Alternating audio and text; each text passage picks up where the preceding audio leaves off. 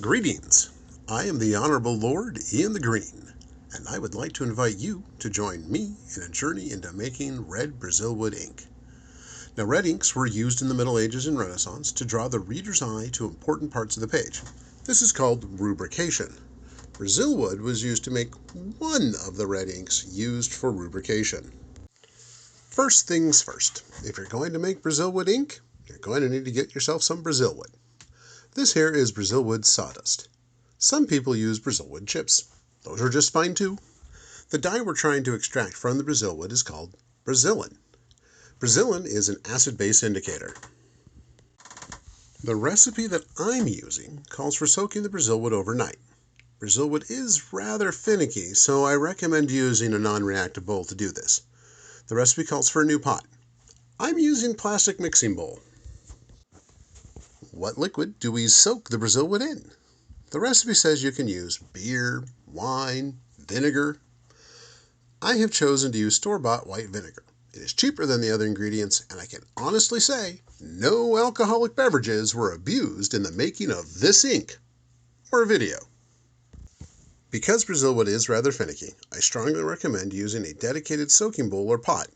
Label it so it can't be mistakenly used for something else. So here we go, a container for soaking the Brazilwood overnight. As you might be able to see, that is 1 quart of vinegar. Now, the directions say 1/3 of a quart of vinegar per 1 ounce of Brazilwood. That's not 1 ounce of Brazilwood, that's 3 ounces of Brazilwood. So 3 ounces of Brazilwood take 1 quart of vinegar. Dun dun dun. Yeah. By the way, it is often a good idea to wear a mask. You don't have to, but then you don't get to breathe. Okay, pouring the Brazilwood that was soaked overnight into the pot where it can be boiled this morning. Now I'm going to need to get all of that out of there into here. And so there we are, outside, boiling Brazilwood on a camp stove. Inside is probably not doing much yet. It's only been boiling for about a minute or two, thus I can grab the safely without too much heat.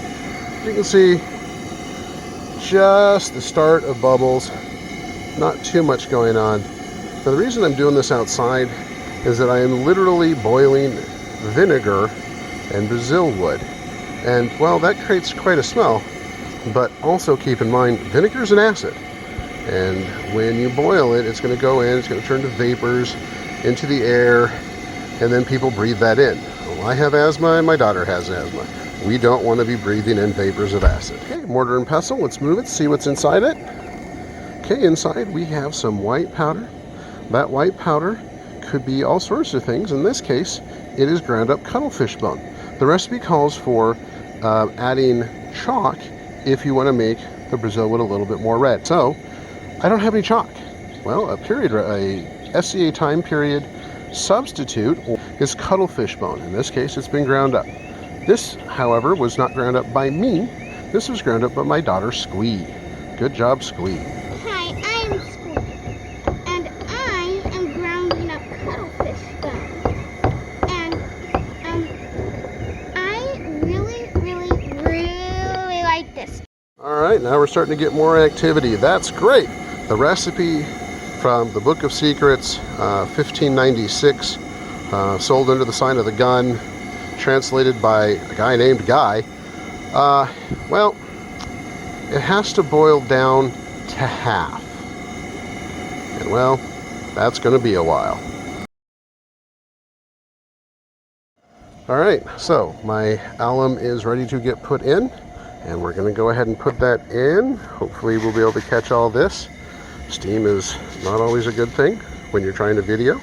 All right, in the alum goes. And it instantly changes the Brazilwood to red. You can see that.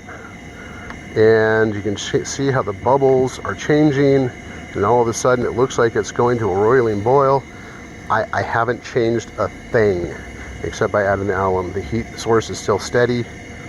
The vinegar is still coming off. Occasionally you still get a whiff even in an open area.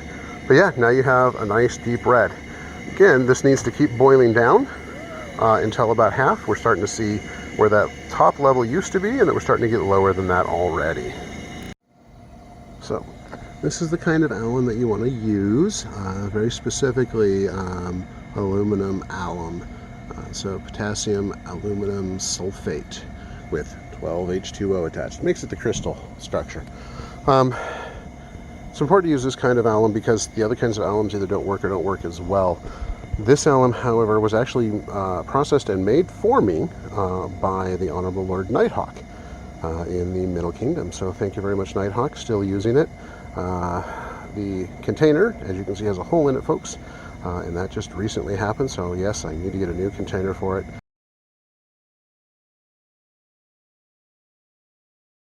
So Squee, what do you think about all this? I think it's really amazing, and I like the red color. So why do you think we're doing this outside today? Well, it makes a big stink. Yes, it does. Yeah, especially with the vinegar.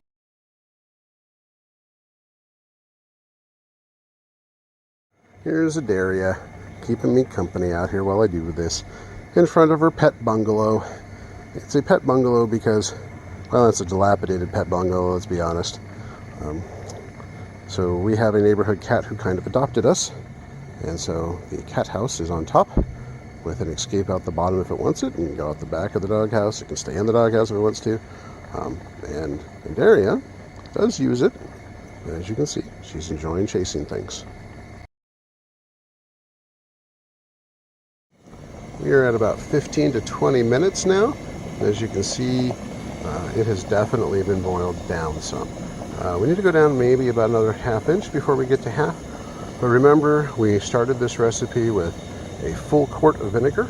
Some of that, of course, did get absorbed into the Brazilwood. But when I boil this down, I need to get down to about a pint, a little bit less.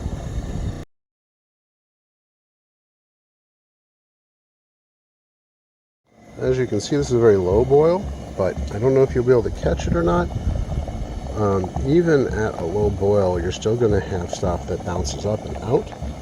I haven't actually spilled any ink at this point. Don't worry, I will. But there are still splotches that are happening because this is getting boiled out, low boil, but you're still getting the drops that pop up. So be careful, pay attention.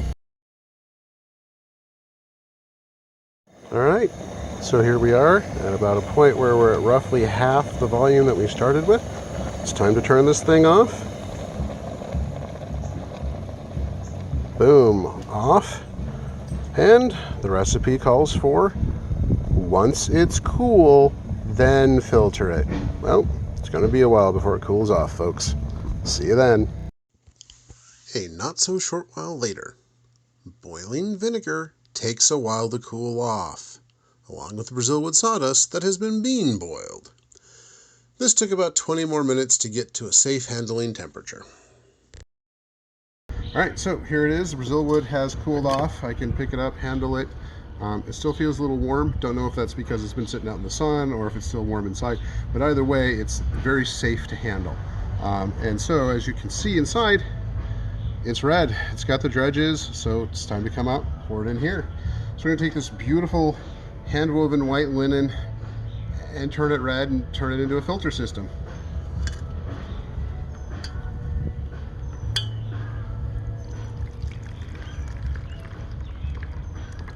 And the dredges have to come out because they need to get squeezed because they are also holding,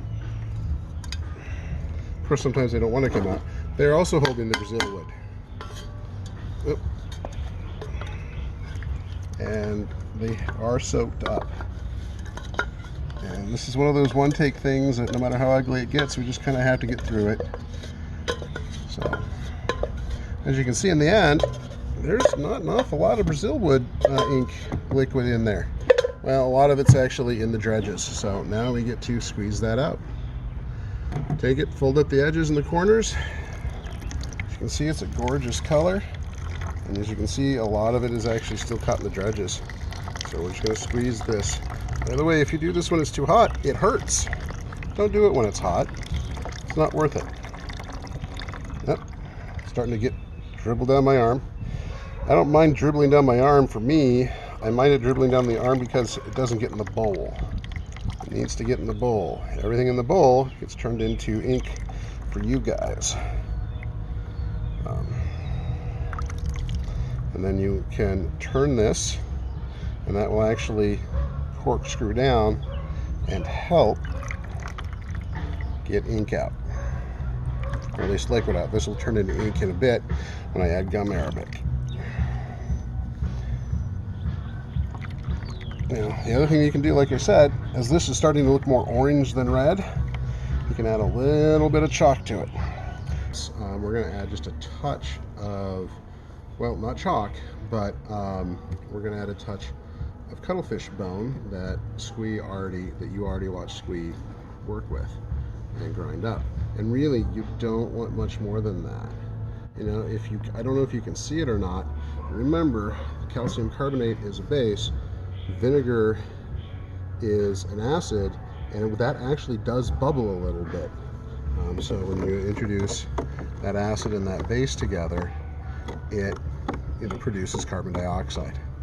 So you don't want to do that in a bottle with a narrow neck in it, because then it comes shooting out, and like a volcano in those old experiments. That was a fun experience once. So we have what we have in the way of the Brazilwood. It looks like it is far less than a pint, which is often what happens. I'm just going to pour some of these bottles. I like this kind of funnel because it has the ridges on it, and that helps stop vapor lock and lets the water or vinegar or whatever you use, in this case Brazilwood ink, flow through and allows air to come out at the same time. Hopefully I won't miss too badly, but it wouldn't be the first time if I did. Oh yeah, that's looking gorgeous. And then I'm going to double check. Yep, a little drop. That happens. Double check it, and just a little bit more. Yeah, I was wrong. Okay.